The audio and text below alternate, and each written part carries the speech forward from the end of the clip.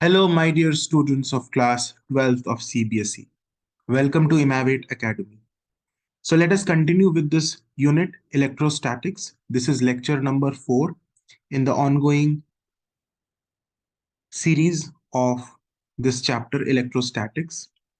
If you have not watched the previous lectures, then you can click on the link provided in the description box of this video. वहां पर एक link है, playlist का link दिया हुआ है. उस प्लेलिस्ट को खोलोगे तो तुम्हें प्रीवियस लेक्चर्स सारे मिल जाएंगे. Today, we will start with this topic, force between two charges in terms of their position vectors. तो इस फिगर को अच्छे से देखो. मैं इस फिगर को जूम करता हूँ. Here you can see there are 2 points. Point A, this point, दिख रहा है clearly सबको. Point A, and then we have another point, point B. Point A पर मैंने एक चार्ज रख दिया, Q1 चार्ज. पॉइंट बी पर एक चार्ज रख दिया, Q2 चार्ज. सिंपल सी बात है. पॉइंट ए पर एक चार्ज है Q1, पॉइंट बी पर एक दूसरा चार्ज है Q2. Alright. Now the distance from Q1 to Q2, तो Q1 से एक स्ट्रेट लाइन ज्वाइन किया गया Q2 तक, and that distance is R. तुम्हें दिख रहा है R लिखा हुआ है यहाँ पे. R is the distance between Q1 and Q2, मतलब पॉइंट ए से पॉइंट बी का डिस्टेंस है. ऑलराइट.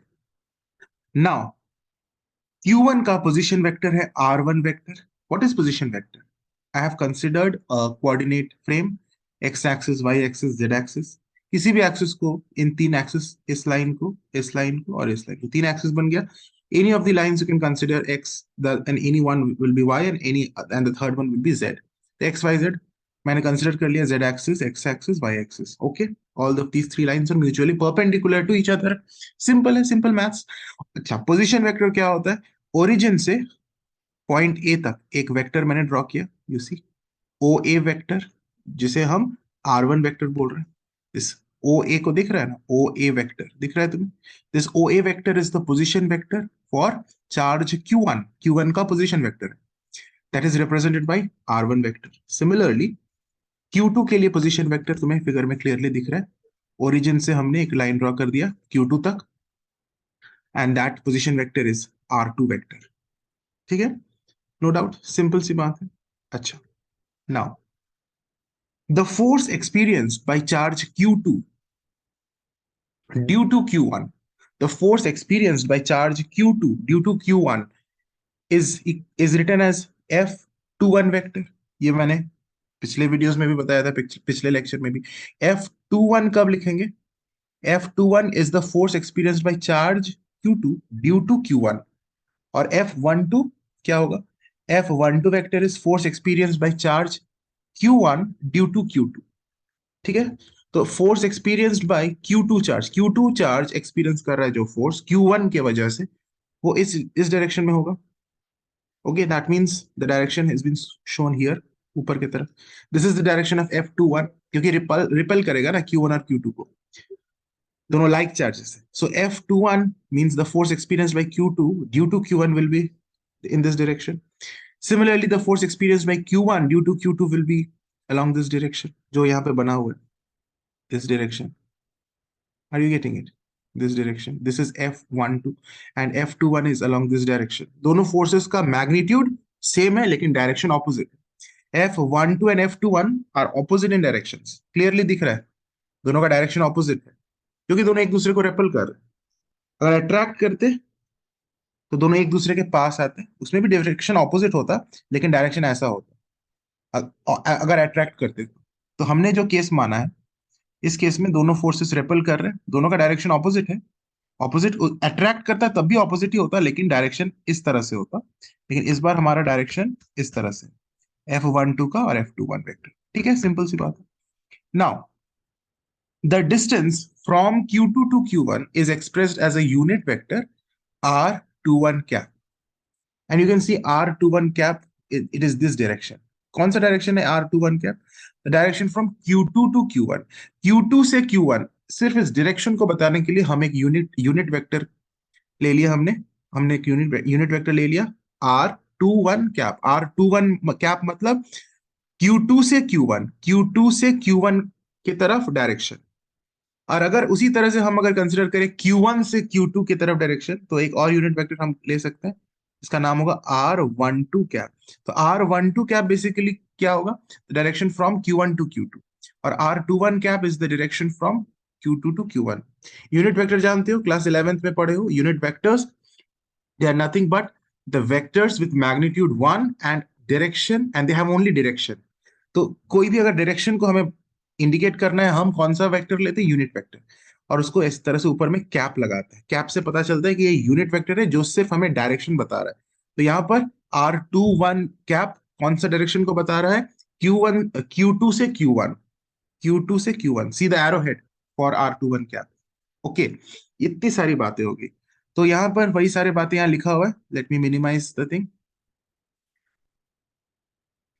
ओके, देखो क्या लिखा हुआ है, to express force between two point charges in terms of their position vectors, वही हमें करना है। ये जो फोर्स है ना, इन दोनों के बीच में जो फोर्स है, उसको हमें पोजीशन वेक्टर के टर्म्स में एक्सप्रेस करना है। तो two point charges Q1 and Q2 are present in the space at points A and B, whose position vectors are R1 vector and R2 vector, as shown in the figure. Figure number को ignore करो। Join the two charges Q1 and Q2 by a straight line, हमने join कर लिया। If the distance between the two charges is denoted by R, है ना, distance between the two charges is R, and R21 cap is the unit vector from charge Q2 to Q1, Q2 से Q1, ठीक है। हमें दूसरा unit vector जो Q1 से Q2 है उसकी अभी जरूरत नहीं है, किसी भी एक फोर्स को हम कंसिडर करेंगे। अगर हम F12 फोर्स को कंसिडर करें, क्योंकि दोनों फोर्स का मैग्नीट्यूड सेम है, तो हम किसी भी एक फोर्स को अगर कंसिडर करें और उससे हम डेरिवेशन को आगे ले जाए, तो ऑटोमेटिकली दूसरे वाले का भी निकल जाएगा इजीली, और हमें किसी एक यूनिट वेक्टर से ही हो जाएगा। तो हम अगर F12 को कंसिडर करें तो हम R21 कैप से हमारा काम बन जाएगा, और अगर हम F21 वेक्टर से हम अपनी डेरिवेशन को आगे ले जाए तो हमें ये वाला यूनिट वेक्टर चाहिए, R12 कैप। ओके, तो फिलहाल हमें दूसरे वाला यूनिट वेक्टर की जरूरत नहीं है। Okay, so R21 is the unit vector from charge Q2 to Q1, Q2 से Q1, इस डायरेक्शन को बताने के लिए हमने ये यूनिट वेक्टर ले लिया R21 cap. Now the force on charge Q1 due to Q2 is given by, क्या लिखा हुआ है, the force on charge Q1 due to Q2। तो Q1 पर जो फोर्स लग रहा है Q2 के वजह से, यानी हम बात करें F12 वेक्टर की। वैसे तो मैं ये बात बार बार बोल रहा हूँ, फिर से बोल रहा हूँ कि इस फोर्स का जो मैग्नीट्यूड है वो बिल्कुल इक्वल होगा F21 वेक्टर का मैग्नीट्यूड के साथ। मैग्नीट्यूड मतलब देखो, दो पैरेलल लाइंस लगा दी हमने, इसका मतलब कि magnitude of F12 is equal to F21। ये बात तो सत्य है ना, सत्य है। इन दोनों फोर्सेस का डायरेक्शन ऑपोजिट है लेकिन मैग्नीट्यूड तो सेम है, ठीक है। तो हम अभी बात कर रहे हैं कि the force experienced by charge Q1 due to Q2। अगर ये सिर्फ हम मैग्नीट्यूड की बात करें तो हम सिर्फ लिखेंगे 1/4 pi epsilon naught Q1 Q2 upon R square. This is what Coulomb's law is, simply magnitude देता है। लेकिन अभी हम इसे पोजीशन वेक्टर के टर्म्स में लिखेंगे, तो सबसे पहले इसे हम वेक्टर फॉर्म में लिखेंगे, यानी F12 वेक्टर लगा दिया, ऊपर में वेक्टर लगा दिया, F12 वेक्टर। मतलब सिर्फ मैग्नीट्यूड से काम नहीं चलेगा, इस फोर्स का डायरेक्शन भी हमें बताना है। तो F12 का डायरेक्शन कौन सा यूनिट वेक्टर बता रहा है, ये वाला यूनिट वेक्टर। F12 का डायरेक्शन ऐसे है, दिख रहा है ना, और इस यूनिट वेक्टर का भी डायरेक्शन ऐसे है, यानी दोनों सेम डायरेक्शन में। यूनिट वेक्टर ही हमें डायरेक्शन बताता है। तो हमें यहाँ पर मैग्नीट्यूड, तो ये वाला पोर्शन हो गया, this is nothing but the magnitude of the force. Now direction of the force is R21 cap. तो हमें मैग्नीट्यूड के साथ डायरेक्शन भी लिखना पड़ेगा, इसलिए हम अब क्या लिखेंगे, ठीक से लिखते हैं, मैग्नीट्यूड भी लिखेंगे डायरेक्शन भी लिखेंगे। F12 वेक्टर का 1/4 pi epsilon naught Q1 Q2 by R square, this is the magnitude, and the direction is R21 cap। अगर तुम F21 कैप का एक्सप्रेशन लिखते हो, जो कि मैं नहीं लिख रहा हूं, किसी एक फोर्स से ही हमारा डेरिवेशन आगे हम बढ़ाएंगे, लेकिन अगर मान लो F12 वेक्टर का ना लिखकर you wanted to proceed with F21 vector, मतलब the force experienced by charge Q2 due to Q1, तो उसमें तो मैग्नीट्यूड सेम होगा, 1/4 pi epsilon naught Q1 Q2 by R square। Now instead of this unit vector you would have just written, unit vector change हो जाएगा क्योंकि direction of F21 is along this direction and यहाँ पर जो unit vector होगा r12 cap, यहाँ हम r12 cap लिखेंगे इंस्टेड ऑफ r21 कैप, यहाँ r12 कैप हो जाएगा। r12 मतलब जिस डायरेक्शन में F21 है, लेकिन हमें किसी एक फोर्स से ही हमारा काम हो जाएगा, सो उसको हम इरेज कर दिए। ठीक है, I hope you are getting it. We are proceeding our derivation using F12 vector. तो हमने डायरेक्शन और मैग्नीट्यूड लिख दिया। This portion is magnitude and this is the direction. चलो, अब हम आगे क्या करते हैं, we will multiply and divide, मतलब न्यूमरेटर में भी और डिनोमिनेटर में भी हम r से मल्टीप्लाई करेंगे। We will multiply and divide with r, this r। Okay, तो F12 vector is equal to 1/4 pi epsilon naught Q1 Q2। अच्छा, यहाँ r से मल्टीप्लाई कर दिया तो r, और उसके बाद r21 क्या, ऊपर में एक r आ गया, हमने r से मल्टीप्लाई किया, नीचे r स्क्वायर ऑलरेडी है, एक और r आके मल्टीप्लाई हो जाए तो r क्यूब हो जाएगा। Simple, this is the thing we have now. Now do you remember triangle law of vector addition? याद है तुम्हें triangle law of vector addition? Class 11th physics में पढ़े थे। तो एक वेक्टर है, vector a, if there is another vector, vector b, taken in the same order, vector b, then the resultant is given by the third side of this triangle, okay, C, which is nothing but a vector plus b vector. Triangle law. A vector plus b vector is equal to c vector. Okay, this is what the triangle law of vector addition tells us. So we will use the same concept over here. If you see, OB vector, देखो यहां से ध्यान से देखो, ए vector और B vector दोनों same order में है। यहां पर ओबी वेक्टर, ओबी का भी डायरेक्शन ऐसे, ओबी वेक्टर और हमारा बी ए वेक्टर का भी डायरेक्शन ऐसे, दोनों सेम ऑर्डर में है। तो the third side of the triangle will be this O A vector which is the resultant. तो बिल्कुल उसी कॉन्सेप्ट को यूज करके, ट्राइंगल ऑफ वेक्टर एडिशन के कॉन्सेप्ट को यूज करके हम ये बोल सकते हैं कि O B vector plus B A vector is equal to O A vector, O B vector जिसका डायरेक्शन ऐसे, फिर बी ए वेक्टर जिसका डायरेक्शन ऐसे, ये दोनों हो गया taken in the same order. तो जो third side of the triangle होगा that is O A vector. ये कहां से इक्वेशन आ गया हमारा? Triangle law of vector addition से, क्लास 11। तो इसी चीज को हम लिखते हैं from triangle law of vector addition, what can we write? O B vector plus B A vector is equal to O A vector हो गया। इसमें मैं बी ए वेक्टर को अगर सब्जेक्ट बना दूं तो हमें क्या मिलेगा? O A vector minus O B vector. Simple है। अब ध्यान से देखो, what can we write in place of B A vector?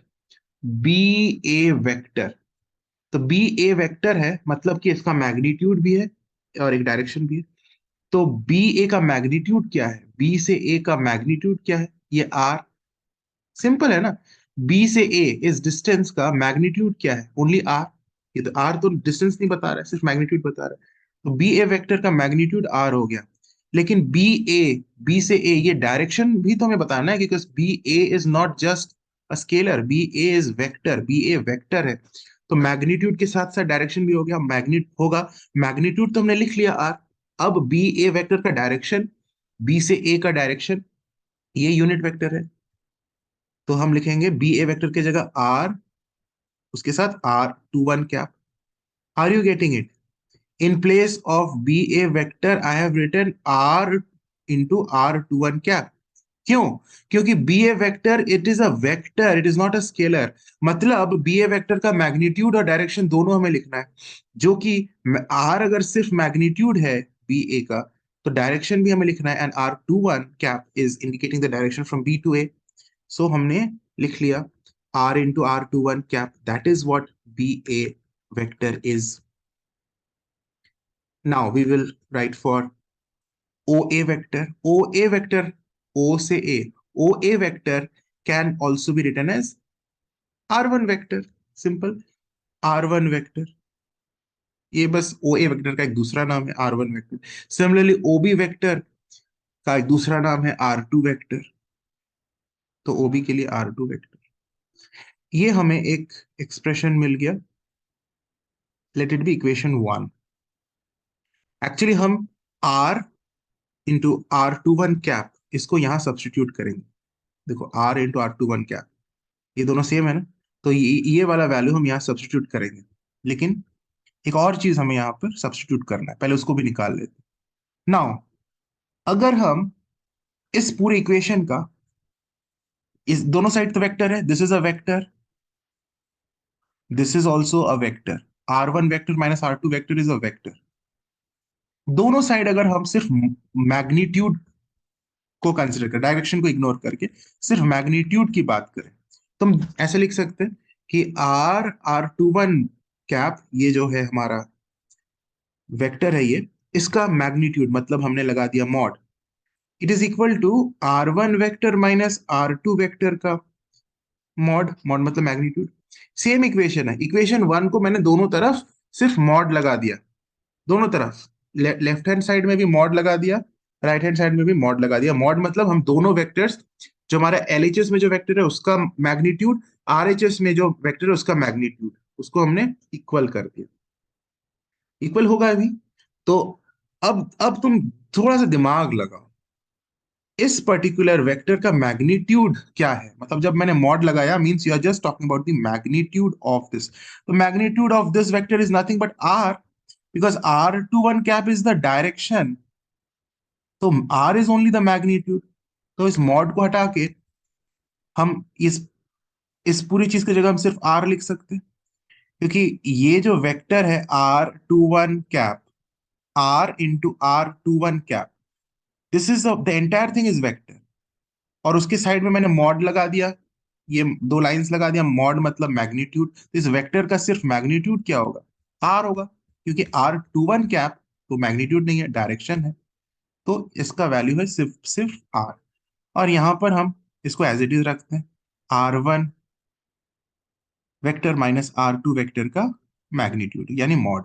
Now this is our equation 2। In fact इसको इक्वेशन 1 बनाओ, लेट दिस बी इक्वेशन 1। एक मिनट, थोड़ा सा सुंदर से, let this be equation 1, okay, let this one be equation 2 and इसको equation 3 बना दो।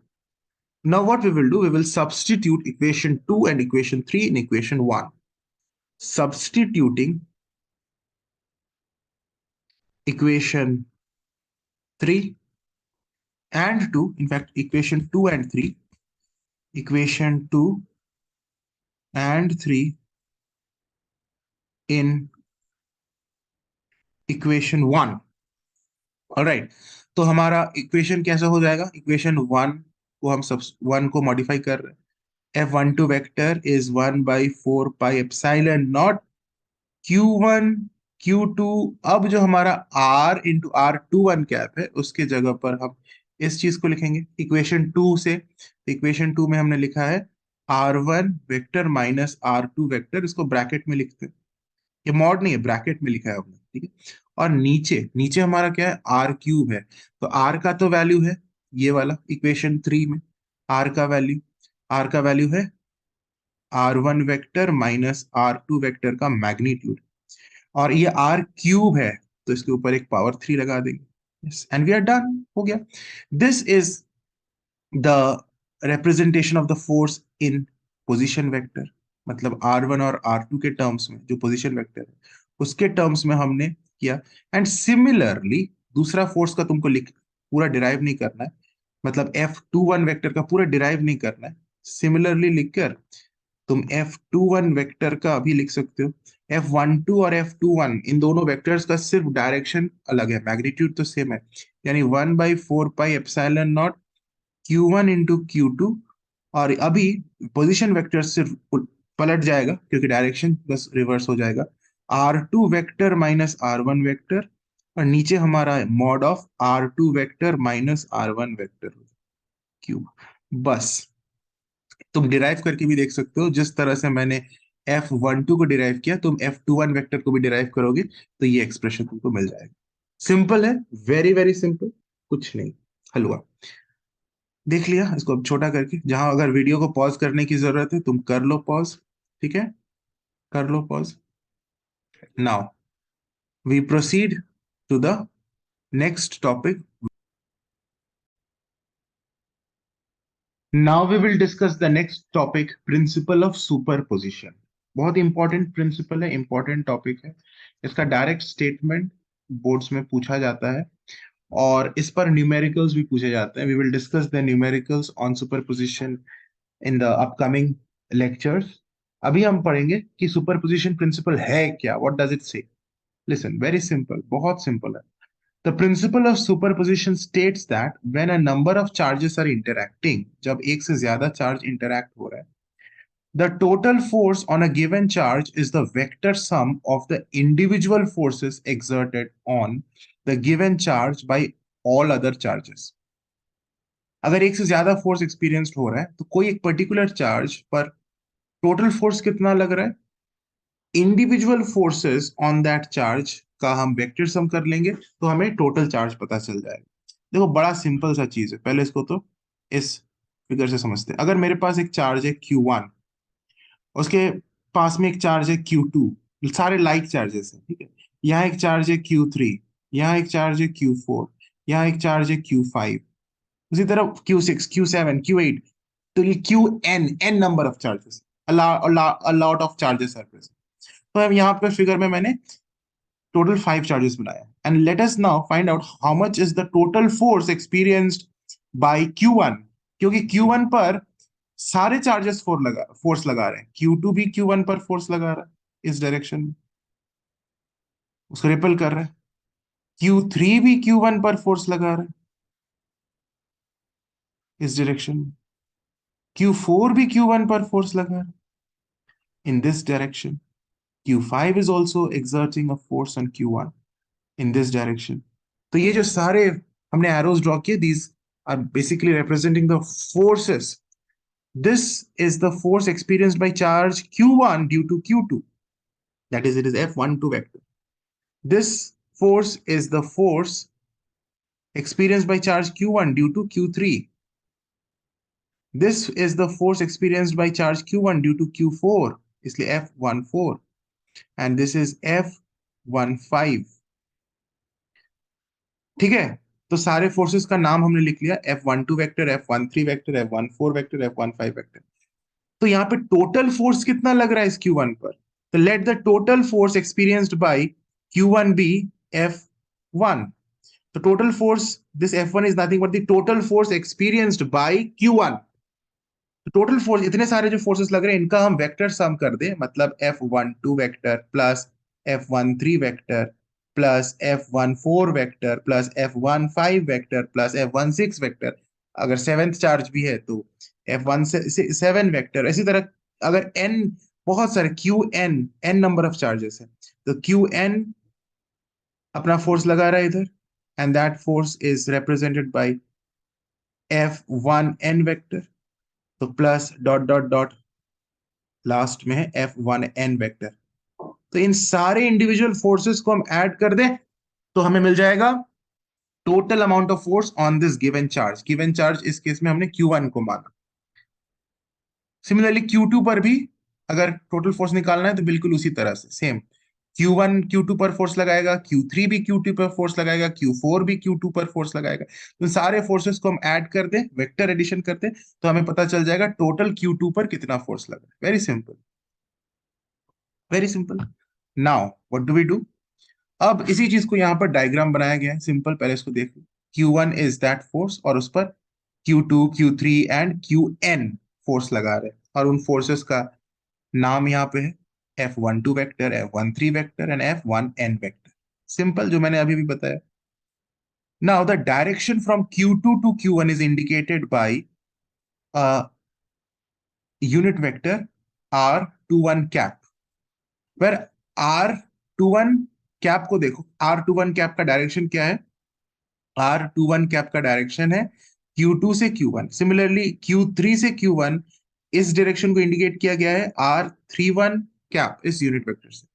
Qn से Q1 इस डायरेक्शन को इंडिकेट किया गया है Rn1 कैप इस यूनिट वेक्टर से। अच्छा, Q2 से Q1 का जो डिस्टेंस है, उस डिस्टेंस को इंडिकेट किया गया है एक वेरिएबल से R12। R12 is nothing but the distance from Q1 and Q2। ये जो Q1 और Q2 के बीच का डिस्टेंस है, वो सिंपली एक नंबर है, मैग्नीट्यूड है। ओके, मतलब इसमें कोई डायरेक्शन नहीं है। This R12 is not a vector, वो सिंपली डिस्टेंस है, Q1 और Q2 के बीच का डिस्टेंस R12। सिमिलरली Q1 और Q3 के बीच का डिस्टेंस है R13, and Q1 and Qn के बीच का डिस्टेंस है R1n। हो गया, ये सारे मीनिंग्स क्लियर है सिंबल के।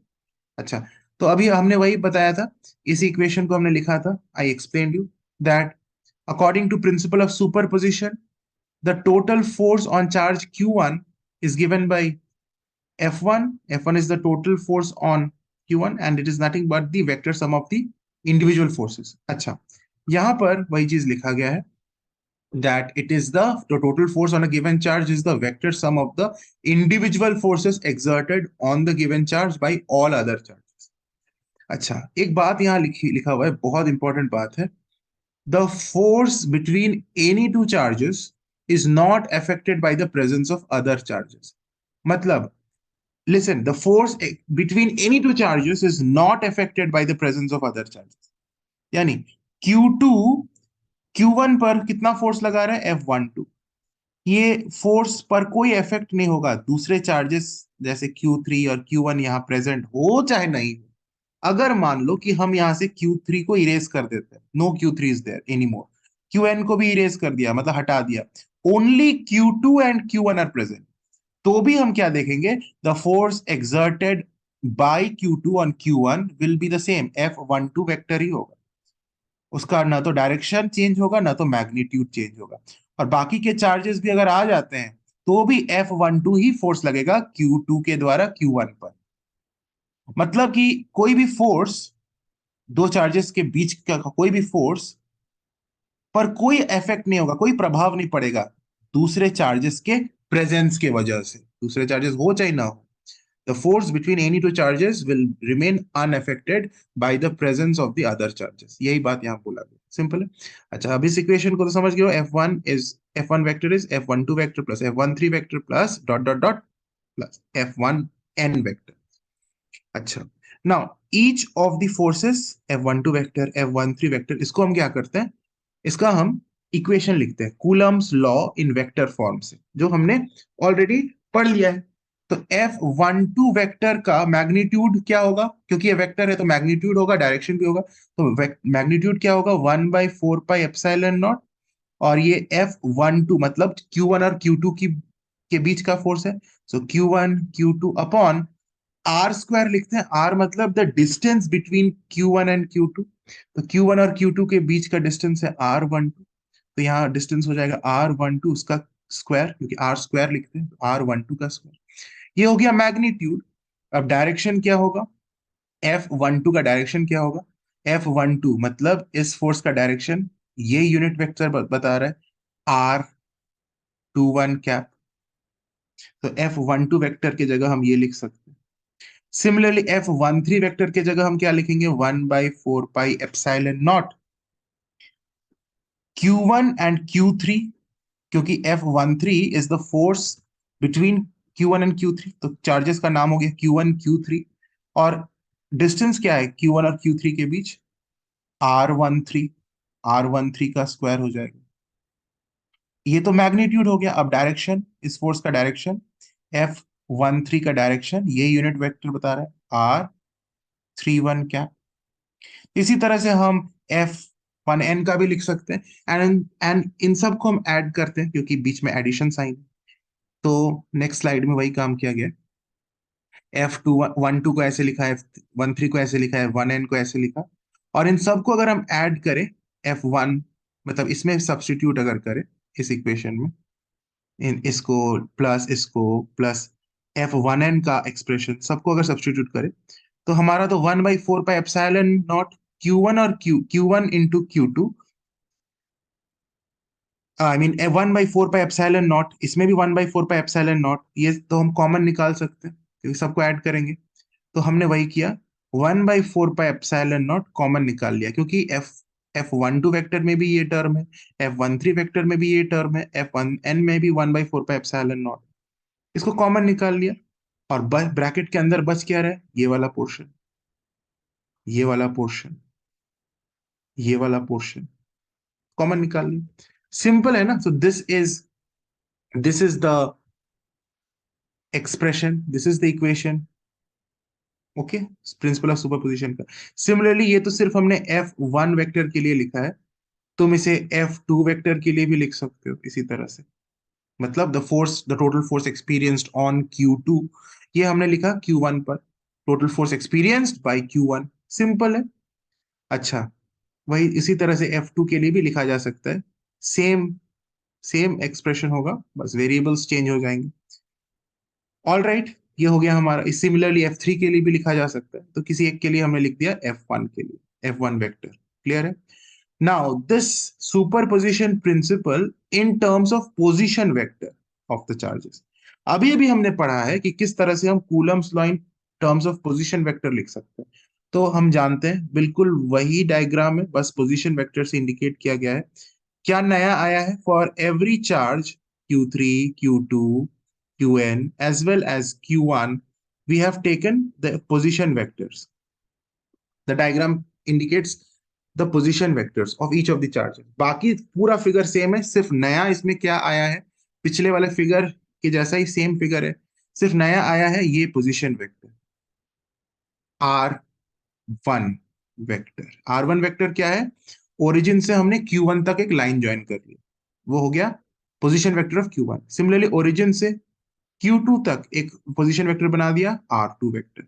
ओरिजिन से Q3 तक एक पोजीशन वेक्टर बना दिया, R3 वेक्टर। ओरिजिन से Qn तक एक पोजीशन वेक्टर बना दिया, Rn वेक्टर। और तो कुछ नया नहीं है, बाकी तो वही चीज है।